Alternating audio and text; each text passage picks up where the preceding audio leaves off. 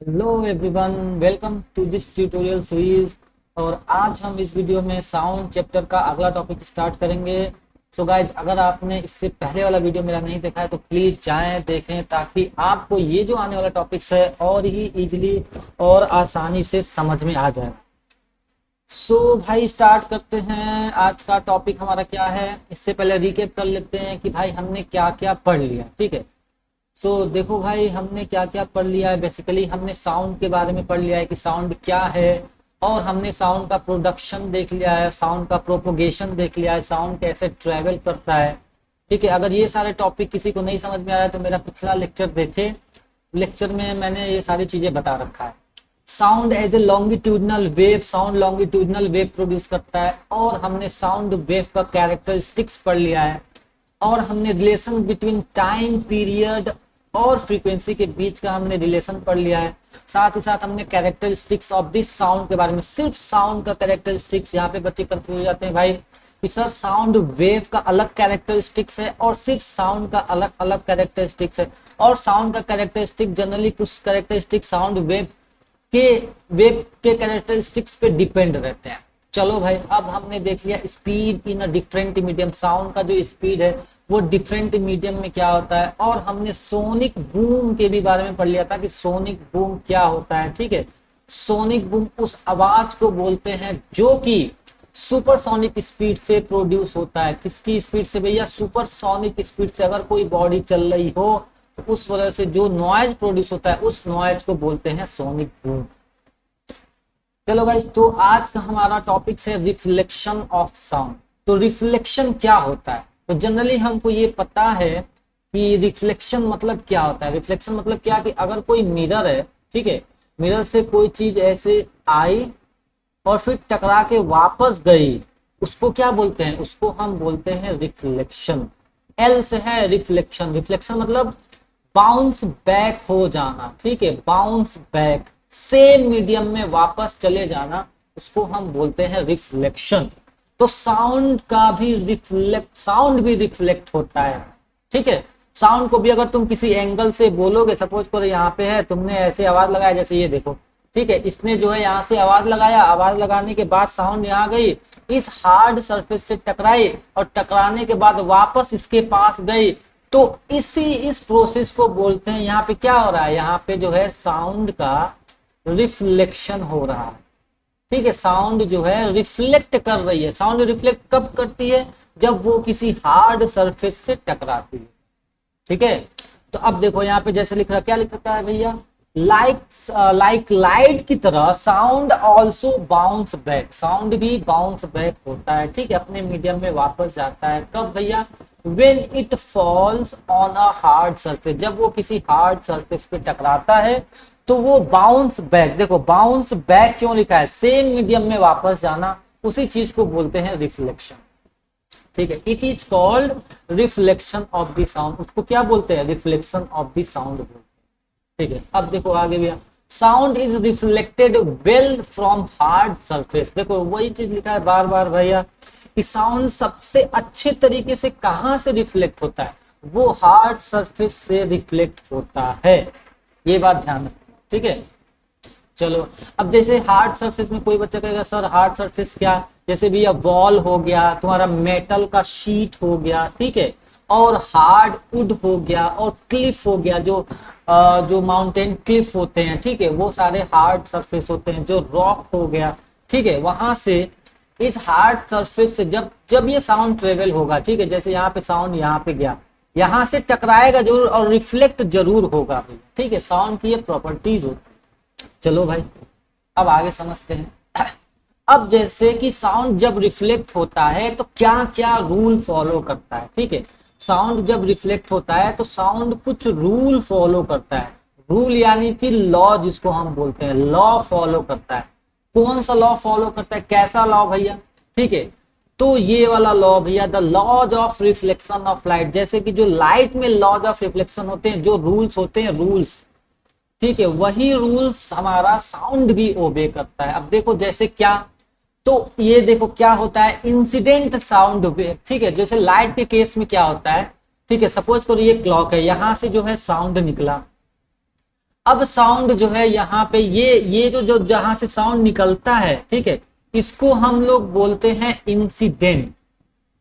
जो सोर्स से निकलता है, ध्यान रखना, जो सोर्स से निकलता है, सोर्स से निकलता है, उसको हम लोग बोलते हैं इंसिडेंट। तो अगर ये लाइट होता तो इंसिडेंट रे कहलाता। यहाँ पे साउंड वेव है, चूंकि हमने पढ़ा है भैया कि साउंड जो है क्या प्रोड्यूस करता है, साउंड लॉन्गिट्यूडनल वेव प्रोड्यूस करता है। साउंड कैसा वेव प्रोड्यूस करता है, साउंड कैसे ट्रेवल करता है, लॉन्गिट्यूडनल वेव के थ्रू ये ट्रेवल करता है भैया, ठीक है। चलो, तो अब यही इसीलिए क्या कहते हैं यहाँ पे इंसिडेंट वेव बोल रहे हैं। अब देखो, जो जैसे यहाँ से साउंड निकली, अब निकली तो ये वेव के थ्रू ट्रेवल करेगी, तो यहाँ से जो वेव जाएगा, अभी देखो किसी से टकराया नहीं है, ध्यान रखना, ये सिर्फ सोर्स से निकला है और किसी से टकराया नहीं है, ठीक है। इसलिए ये जो वेव निकला है इसको हम बोलते हैं क्या भैया, इंसिडेंट वेव बोलते हैं। अब देखो, जब ये टकरा जाएगा, जब ये टकरा जाएगा किसी सरफेस से, यहाँ पे ये है सरफेस हमारा, ये है हार्ड सरफेस। अब जब इस सरफेस से टकराएगा तो क्या होगा भैया, अब देखो इंसिडेंट वेव, अभी टकराने के बाद ये जो वेव निकलेगा, सपोज करो यहां से टकराए, टकराने के बाद वेव ऐसे जा रही है, तो ध्यान रखना जब टकराती है, टकराने के बाद ये वाली जो है ना, वही चीजें टकराने से, साउंड यहाँ गई, टकरा के ऐसे चली आए, तो टकराने से पहले उसको दो अलग अलग नाम दे दिया गया। टकराने से पहले इंसिडेंट बोल दिया गया, इंसिडेंट वेव, और टकराने के बाद वाली को बोल दिया गया क्या, रिफ्लेक्टेड साउंड वेव, ठीक है, रिफ्लेक्टेड वेव बोल दिया गया। चलो भाई, और देखो इस जो सरफेस है, इस सरफेस पे परपेंडिकुलर लाइन अगर मैं ऐसे बनाऊं, जहां पे जिस पॉइंट पे वो टकरा रही है, इस सरफेस पे परपेंडिकुलर लाइन बनाओ, इस लाइन को हम लोग बोलते हैं नॉर्मल लाइन, ठीक है, नॉर्मल लाइन। तो चलो भाई, तो अब यही बोल रहा है कि देखो कुछ नहीं यार, इतना ज्यादा सोचना ही नहीं है, बस ये देखना है कि ये लाइन, ये बताओ, ये जो रे जा रही है, ये रे और ये जो यहाँ से निकली है और ये जो नॉर्मल है, ये कहाँ पे है, एक ही पॉइंट पे है ना। इसी को इंग्लिश में बोल दिया गया है, बस क्या भैया, incident sound wave, reflected sound wave, ये कहाँ पे है, और ये जो नॉर्मल है ये कहाँ पे लाई करते हैं, सारे सेम प्लेन पे, लाई इन अ सेम प्लेन पे। इसी को तुमको बताना है कि हाँ भैया, ये जो रे जा रही है और ये जो निकल रही है, और यहाँ पे अगर जो नॉर्मल हम ड्रॉ करेंगे, ये सारा एक ही प्लेन पे ही रहेगा, बस यही बताना है तुमको, यही बताना है कि हाँ भैया ये जो रूल है ये ऐसे ही होता है, ठीक है। चलो भाई, अब दूसरी बात आ गई, दूसरा पॉइंट क्या, कि angle of reflection of sound is always equal to the angle of incidence. तो देखो भैया, सबसे पहले एंगल ऑफ रिफ्लेक्शन किसे बोलते हैं, अरे ये जो रिफ्लेक्टेड वेव है, इस वेव और जो नॉर्मल के बीच में बनता है, उसी को बोलते हैं एंगल ऑफ रिफ्लेक्शन, ठीक है। एंगल ऑफ रिफ्लेक्शन उसको बोलते हैं भैया, और एंगल ऑफ इंसिडेंस किसको बोलते हैं, ये जो नॉर्मल है, नॉर्मल और ये इंसिडेंट के बीच में जो एंगल बनता है उसको बोलते हैं एंगल ऑफ इंसिडेंट। तो ये एंगल हमेशा सेम रहेगा, ऑलवेज। ये जो एंगल्स जो यहाँ पे बन रहा है, जो एंगल बन रहा है, ये एंगल ऑलवेज सेम रहेगा। ऑलवेज सेम मतलब ये मत समझना कि अरे भैया हर केस में सेम रहेगा, हर केस में कहने का मतलब ये है कि जो इतना लाइट जैसे टकराए, किसी भी सरफेस से टकराए, तो जितना एंगल ये बनेगा, सपोज करो ये बना 60 डिग्री, तो अगला वाला भी एंगल कितना बनेगा, वो भी 60 डिग्री बनेगा, ठीक है। सपोज करो कोई और सरफेस है, ठीक है, कोई और सरफेस है, इस सरफेस पे लाइट ऐसे टकराए, यहाँ पे बना 30 डिग्री, तो अब टकराने से जैसे ये चली गई, ये देखो नॉर्मल है, यहाँ पे इंसिडेंट है, लाइट से नहीं साउंड टकरा रही है, ठीक है। यहाँ पे इंसिडेंट जितना बनाया 30 डिग्री, तो रिफ्लेक्टेड वेव भी बनाएगा कितना, 30 डिग्री। ये बात ध्यान रखना, इसीलिए ये कहा गया है कि ये जो एंगल्स हैं ये दोनों हमेशा इक्वल रहेगा, equal to the angle of incident of. चलो गाइस, अब आगे बढ़ते हैं, क्या, the reflection of sound is utilize. अब देखो, ये जो रिफ्लेक्शन ऑफ साउंड है ये यूटिलाइज होता है, मतलब जितने भी कई सारे वर्किंग डिवाइस है ना, ये सारा इसको, इस रिफ्लेक्शन ऑफ साउंड को यूज करते हैं। जैसे कि हमारा मेगाफोन हो गया, ठीक है। अब मेगाफोन में तुम यहाँ से बोलते हो तो आवाज बड़ी हो जाती है, कैसे भैया, यहाँ भी क्या होता है, यहाँ पे साउंड, जैसे तुम बोले साउंड यहाँ से रिफ्लेक्ट होता है, टकराता है, टकराने के बाद यहाँ से आवाज निकलती है, तो यहाँ पे इसके अंदर क्या हो रहा है, रिफ्लेक्शन हो रहा है। इसी तरीके से ये है हमारा बल्ब हॉर्न है, ठीक है, इसमें भी क्या होता है, इसमें भी रिफ्लेक्शन होता है, ठीक है। जैसे यहाँ से तुमने दबाया, यहाँ भी क्या हो रहा है, यहाँ भी जो है साउंड जो है टकराती है एक दूसरे से, तो यहाँ भी क्या होता है भैया, यहाँ भी रिफ्लेक्शन होता है। चलो भाई अब देखो, जैसे ये हमारा स्टेटोस्कोप, ठीक है, स्टेटोस्कोप में भी क्या होता है भैया, यहाँ से भी जब ये जो लगाते हैं किसी हार्ट बीट, अगर ये हो रहा है तुम्हारा, ठीक है, हार्ट बीट हो रहा है, तो यहाँ भी क्या होता है, यहाँ से हार्ट साउंड आती है, साउंड जो है यहाँ पे, सॉरी ये हमने यहाँ पे लगाया ना डायफ्राम, हार्ट बीट में लगाते हैं, यहाँ पे हार्ट बीट हो रहा है, ठीक है, हार्ट बीट हुआ, अब यहाँ से क्या हो रहा है कि ये जो आता है ये टकराता है यहाँ से, ठीक है, यहाँ से टकराता है और हमें इस ईयर पीस में वो सुनाई देता है, ठीक है। तो यहाँ पे क्या हो रहा है भैया, यहाँ पे भी क्या हो रहा है, रिफ्लेक्शन हो रहा है, यहाँ पे क्या हो रहा है भैया, रिफ्लेक्शन हो रहा है, ठीक है गाइस। चलो अब देखो, जैसे कि कोई बंदा है यहाँ पे म्यूजिकल इंस्ट्रूमेंट लेके यहाँ से जो है म्यूजिक प्रोड्यूस कर रहा है, तो यहाँ से भी क्या होता है भैया, यहाँ से भी साउंड वेव ऐसे निकलता है, ठीक है, और यहाँ पे टकराता है, टकरा के यहाँ पे जाता है। कहने का मतलब ये है कि ये जो कर्व इसलिए ये बनाया जाता है भाई, ताकि साउंड वेव ऐसे आई टकराई वापस गई, ठीक है, ऐसे आई टकराई वापस गई। कहने का मतलब ये है कि यहाँ पे क्या हो रहा है, यहाँ पे भी रिफ्लेक्शन ऑफ साउंड वेव्स हो रहा है, इसलिए कर्व बनाते हैं, क्योंकि हमको ये पता है कि जो साउंड है, साउंड क्या प्रोड्यूस करेगा, साउंड जो है, साउंड रिफ्लेक्ट होता है, हमको ये पता है कि अगर साउंड कहीं से प्रोड्यूस हो रहा है तो वो रिफ्लेक्ट होगा, तो उसका हम यूज करते हैं, इस रिफ्लेक्शन का यूज कर लो, इसको फायदा उठा लो भैया, ठीक है। चलो गाइज अब आते हैं, देखो अब इसी रिफ्लेक्शन की वजह से हमारा जो अगला टॉपिक है ये बहुत इंपॉर्टेंट है, इसको बोलते हैं एको, ठीक है। तो एको क्या होता है भैया, एको उसी को बोलते हैं जो टकरा के वापस आने वाला जो साउंड होता है, मतलब कि आफ्टर, ध्यान दो क्या भैया, आफ्टर रिफ्लेक्शन, आफ्टर रिफ्लेक्शन के बाद जो आवाज आती है उस साउंड को बोलते हैं क्या, एको। अब जैसे कि ये बंदा है, इस बंदे ने यहां से साउंड प्रोड्यूस किया, ठीक है, अब ये साउंड टकराए, इसी का साउंड, इसी सपोज करो उसने बोला ए, तो ए गई यहां से टकराया, अब जाहिर सी बात है हमको ये पता है साउंड क्या होता है, साउंड रिफ्लेक्ट होता है। अब जहां से टकराया, टकरा के फिर ये ए वापस गया, तो ये वाला ए नहीं, ये जो वापस आने वाला जो ए है ना, इसी को बोलते हैं क्या, एको। इसको क्या बोलते हैं भैया, एको, जो टकरा के आ रही है वापस, ठीक है। मतलब क्या भैया, the reflection of sound waves which you here after shout, कहने मतलब मैंने एक यहाँ पे एक वर्ड लिख दिया कि भैया शाउट करने के बाद या जो भी हो, आफ्टर रिफ्लेक्शन के बाद जो आवाज तुमको सुनाई देती है उसको बोलते हैं एको। तो एको क्या है, सिंपली अ रिफ्लेक्टेड साउंड, एको क्या है, जो टकरा के आने वाली साउंड है उसको हम लोग बोलते हैं एको। तो अब देखो, अब एक चीज और यहाँ पे कुछ नया चीज है भैया, क्या है कि ह्यूमन ईयर, जो ह्यूमन ईयर होता है, can hear two sound separately if there is a time interval gap 0.1 second. अब देखो यहाँ पे बहुत ही इंपॉर्टेंट पॉइंट है, ये समझने वाला पॉइंट है क्या, ह्यूमन के बारे में, इससे आने वाले बहुत सारे प्रॉब्लम्स जो है तुम लोगों के सॉल्व होंगे।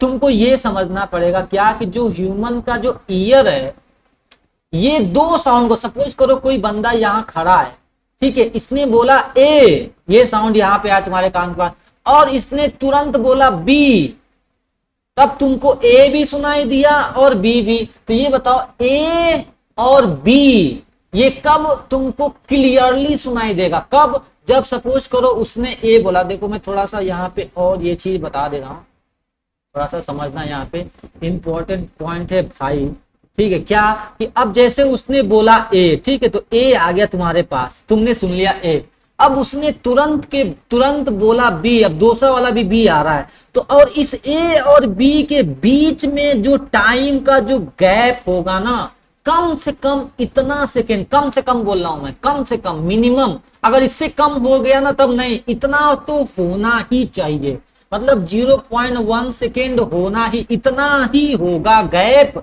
इतना गैप होगा ना तब जाके तुमको बी सुनाई देगा, वरना तुमको बी नहीं सुनाई देगा। जैसे लगेगा दो ए बी दोनों एक दूसरे में मिक्स हो गए हैं, ठीक है। कितना गैप होना चाहिए, इतना गैप होना चाहिए, तब जाके तुमको ए और बी क्लियरली सुनाई देगा, ठीक है। तो ये बहुत ही इंपॉर्टेंट पॉइंट है, ये ह्यूमन ईयर की बात है।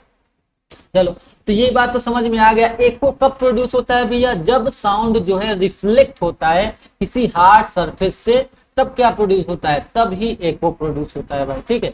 अब देखो, अब यहाँ पे आता है इसी एको से रिलेटेड प्रॉब्लम से। क्या प्रॉब्लम से भाई, कि minimum distance to hear an echo, कम से कम कितना डिस्टेंस होना चाहिए ताकि तुम एको सुन सको।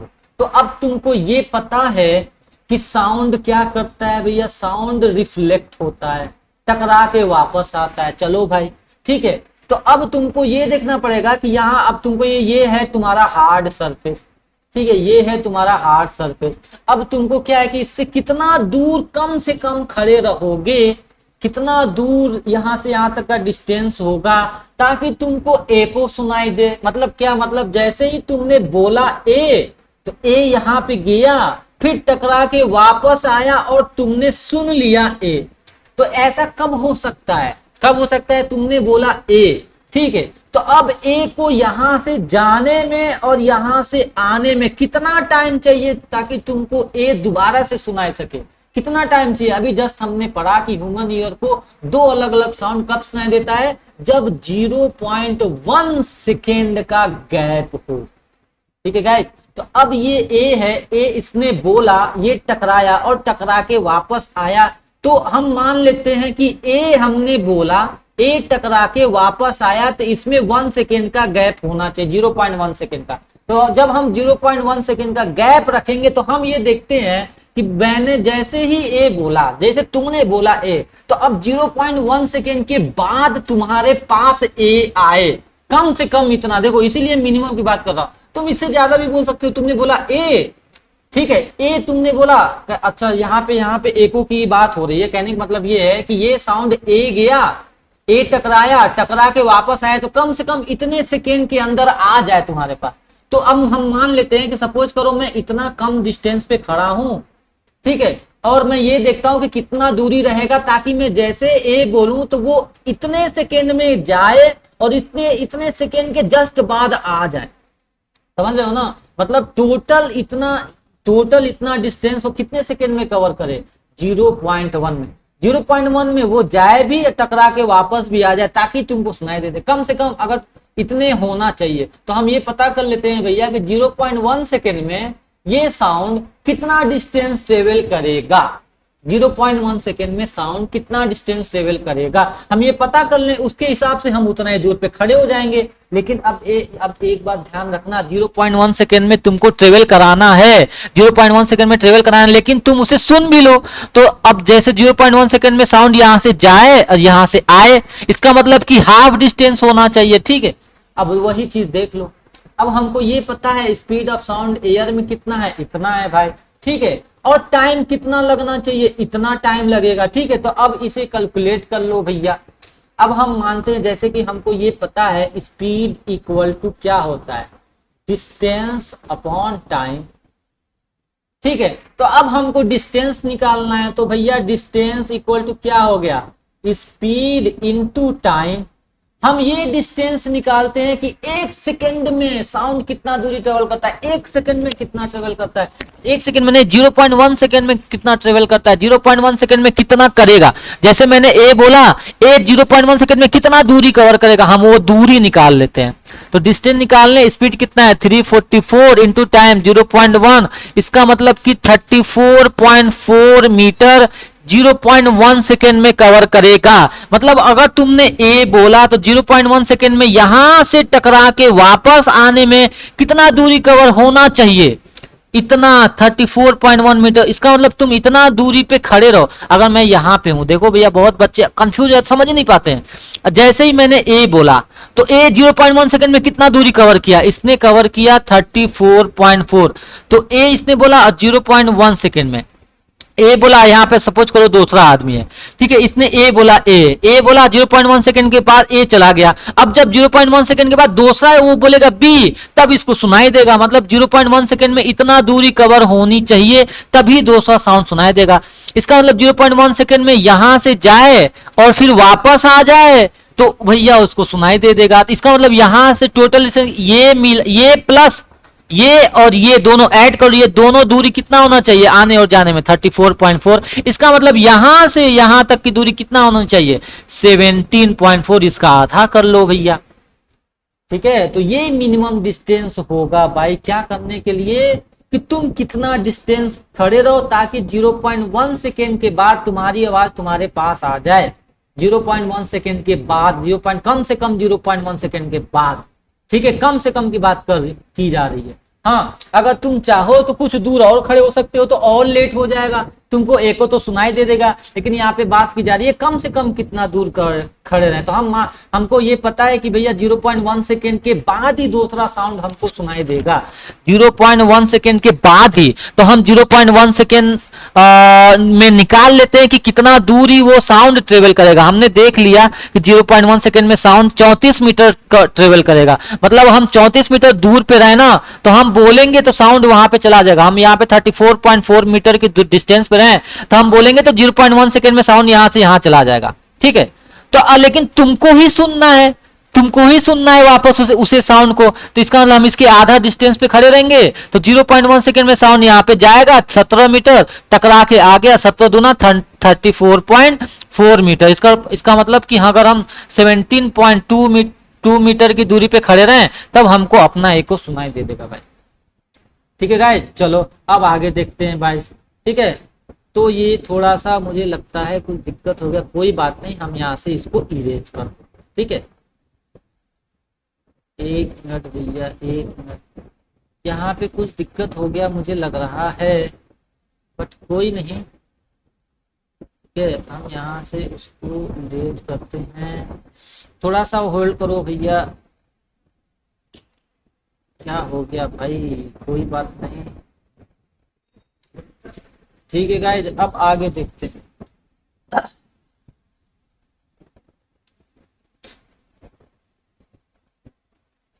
हाँ गाइज, तो हम कहाँ थे भाई, चलो कोई नहीं, ये देखो, ठीक है। हमने ये समझ लिया कि मिनिमम डिस्टेंस कितना होना चाहिए, यहाँ से यहाँ तक साउंड यहाँ गई, ठीक है। तो 0.1 सेकेंड में साउंड कितना, 0.1 सेकेंड में कितना डिस्टेंस ट्रेवल करती है, हमने ये निकाल लिया था।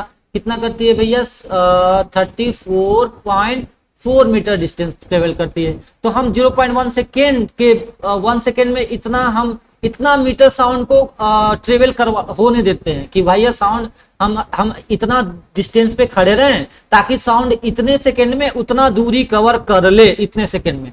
तो हम कितना दूरी पे खड़े रहेंगे भैया, हम 17.2 मीटर के डिस्टेंस पे खड़े रहेंगे। तो साउंड 0.1 सेकेंड में क्या होगा, यहाँ जाएगा और यहाँ से वापस आ जाएगा। तो टोटल कितना डिस्टेंस ट्रेवल कर लिया साउंड ने, 34.4 मीटर, ठीक है। तो हमको ये समझ में आ गया, हाँ भैया मिनिमम डिस्टेंस हम कितना दूरी पे खड़े रहेंगे, हम खड़े रहेंगे 17.2 मीटर के डिस्टेंस पे, ठीक है गाइस। चलो अब आगे देखो, अगला टॉपिक है हमारा रिवर्बरेशन।